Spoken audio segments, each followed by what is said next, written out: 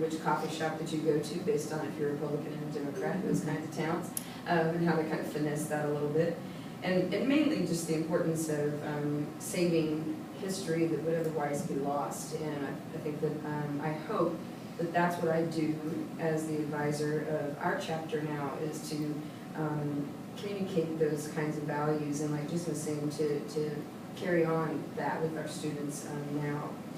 I also want to mention that I would not be Dr. Fox in both senses of that if it weren't for Steve, because I wouldn't have gotten my PhD, nor would I be married to Steve Fox if it weren't for you. So I'm not sure there's a thank you to be mad at you. Not only was LPH one of Dr. Smith's priorities, but the Arkansas Union Society was a big part of making me into who I am, and I was resistant to be a part of the debate group there because, well, I don't know, there's a lot of things going on, but Smith poked me until I did it, and it transformed me. I mean, if you've had that experience, you understand how debate can do that. So I wouldn't be who I am if he didn't pull me into that. Bringing a little bit of the history into the present, I wanted to tell one last story about Dr. Smith coming down to Texas State University last year to be our convocation speaker for our communication week. It was a wonderful experience. He began his presentation by thanking his friends, which I thought was touched, you know, that's the way that he kind of got into what he said. And I wanted to read you just a real quick quote of how he addressed our students that night. He said, "If your personal goal is to get a degree so that you can be a sales clerk in the shoe department at JCPenney's or a speechwriter for Governor Perry, you're not to be blamed for your misfortune. But if you settle for that, you'll be missing the essence of the educational experience that is open and available to you from this outstanding faculty and this fine institution. Think about it, or just think." And it was, I'm not even entirely sure that everybody caught it. It was fast, but it was, it's just exactly what he values and what he wants to instill in us, and what I hope that I can also carry on. And the last thing I wanted to say, and I'm not sure that he will be too excited that I'm going to share this, but we provide an honorarium for the speakers that come in, and he gave the honorarium to our graduate students and to the Lambda Pi group, and that meant I didn't have to do bake sales for the whole year. It was just a wonderful gesture, and it was wonderful in a lot of ways, and I just think that that's how I hope that we can carry on what Lambda means today.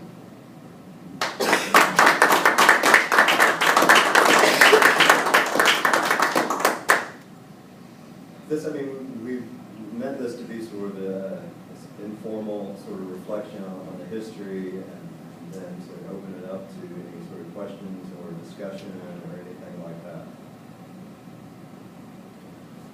Yeah, please. I would love to speak up. My name's Ryan Hurley. I'm a new advisor for LPH. This is my president, Grant Buckner.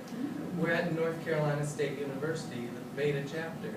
And so we were actually quite interested in hearing our role in the foundation of the LPH. And so I'd love to hear more. I don't even know these people that you've referenced, Raymond something or other. I don't even know these people. I know Ed Funkhauser does. Do you know Ed? Sure. I mean, he's talked about it a lot, and really we want to sit him down and record him and his memories of LPH as well to find out more. But I'd certainly like to hear more about those beginnings in the first two chapters, which sounded like an interesting time. Raymond Rogers, he was Raymond Rogers. a fine scholar and a good friend. Now, I heard the best way to get LP members at that time was to bring liquor. Now, I'm not sure that that tradition has still stuck around. That's a North Carolina state. That must be North Carolina State. We're towers of morality in Arkansas. Oh,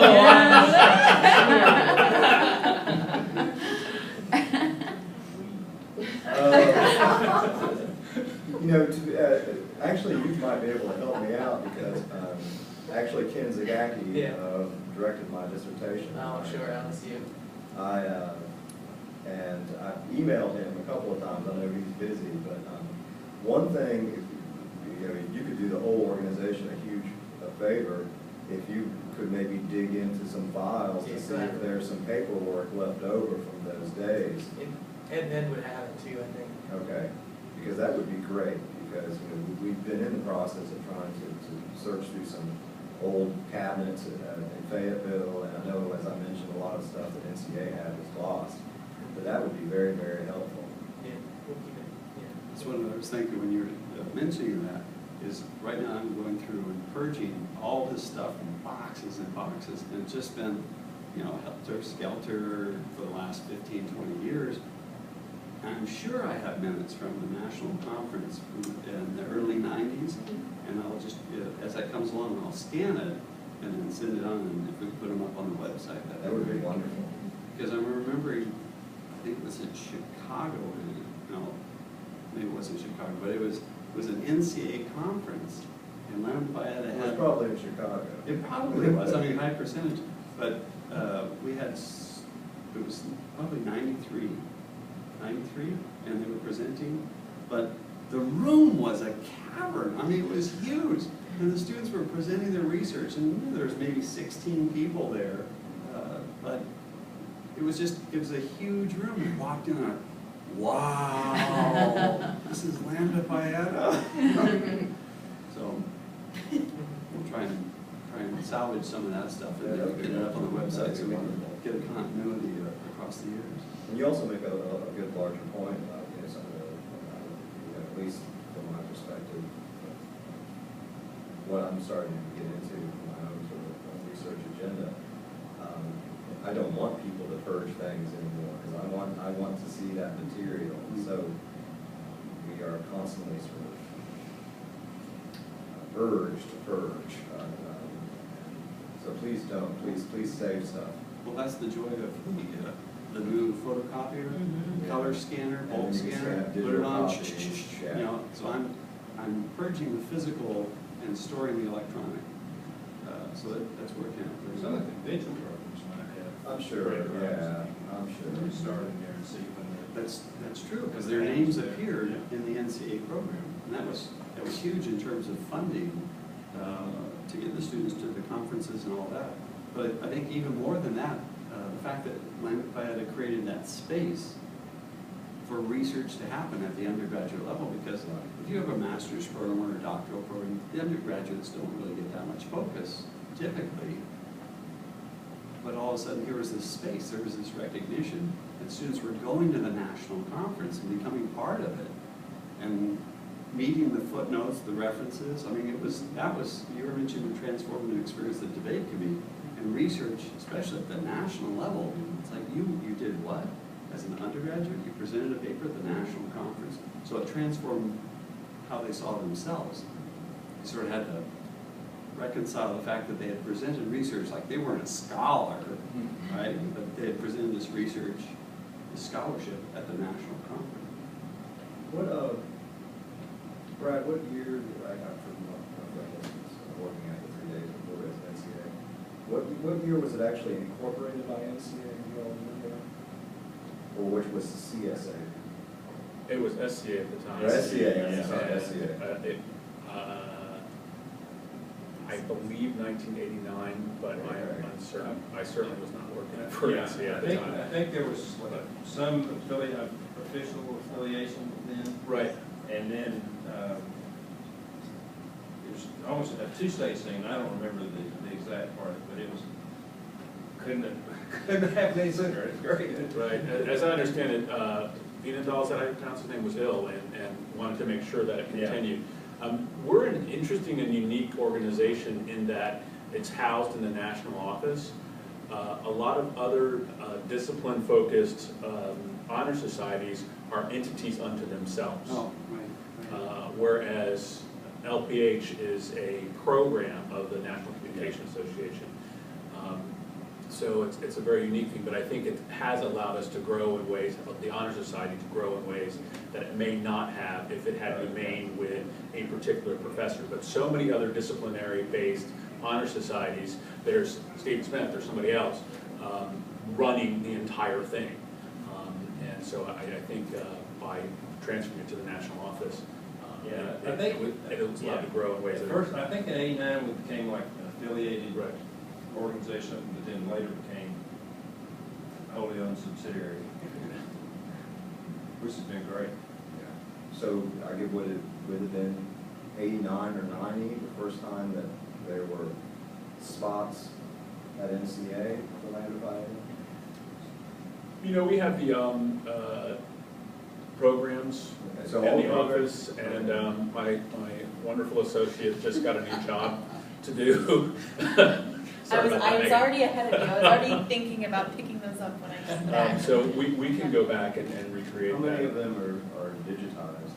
None of, the only times, any of the back programs are not digitized. Only things since we went online with our program, so we saved the digital copy at that point, but any of the older programs have not been digitized.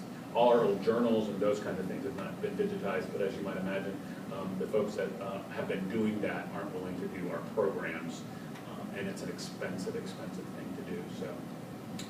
I want to encourage anybody that has stuff that's national, don't throw away the copies, send it to us, and we'll send it to our archives in Utah. Yeah. So they will archive it for us, so if national minutes, those kinds of things. If it's local oriented, Utah is unlikely to be interested in it, but if it is national oriented, minutes from meetings and stuff like that, they will archive it for us, and they will digitize it for us eventually. It takes them a while to do When it. did we start archiving stuff in Utah? NCA's archives have always been in Utah. So could there be old stuff in Utah? There that may be. weren't in the fire? There may be. How do I contact them? to figure Please that out? talk to Trevor Perry Giles. He's the one most familiar with the archives and has visited them, so he can Okay. tell you. Is it like, is it in a secure Yes. underground tunnel or something like that? It's in a bunker, absolutely, protected from you. Okay. Marriott Library, if you Warehouse. Okay, okay. Other questions or comments or thoughts? I have a comment. I was not an undergraduate member of Lambda Pi Eta because I was not a communication major.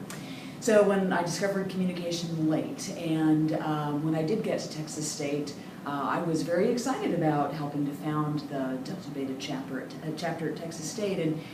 And working with Lambda Pi Eta, I think it really, in spirit and in practice, it combines all of the things that you've talked about. So Lori, it combines that that social element and that visibility. It's just students know about it, students in our department and students in the campus, and they notice when stuff's happening, and they notice the signs and the bulletin boards and all that. So it's a really great thing. That was a great brainstorm that you had. It also celebrates intellectual and academic achievement, which I also really appreciate. So as a rhetorical scholar, I'm just so glad that those letters are Lambda Pi Eta, that we do talk about logos, pathos, and ethos, because regardless of what students do in terms of their research, or if they go out and apply their communication skills in other realms, you always need to come back to that. So Lambda Pi Eta has been an enduring way, I think, in our department, and Dr. Fox is doing a brilliant job now advising it, and it's a very vibrant chapter in our university, and it's just nice to have that as a place, as a space to celebrate those things, and to show students that it's these are things that we really need to honor. Do you remember how many people were in the first class? We were estimating about 30 today, I believe. Do you know, so I imagine that the national office would not have any records of anybody who was inducted prior to it becoming the official or the affiliate of True. NCAA. True. So you all pretty much made up your own certificates and everything like that, as you mentioned. I think I have one of those made certificates. When did the national office start doing all the induction materials? I really don't know. It was certainly before I started working for NCA. I'm sort of curious. Because now, I mean, I always, when I induct my students, I always show, look at what we frame it and everything like that, look at what you get now, you get a pen and stuff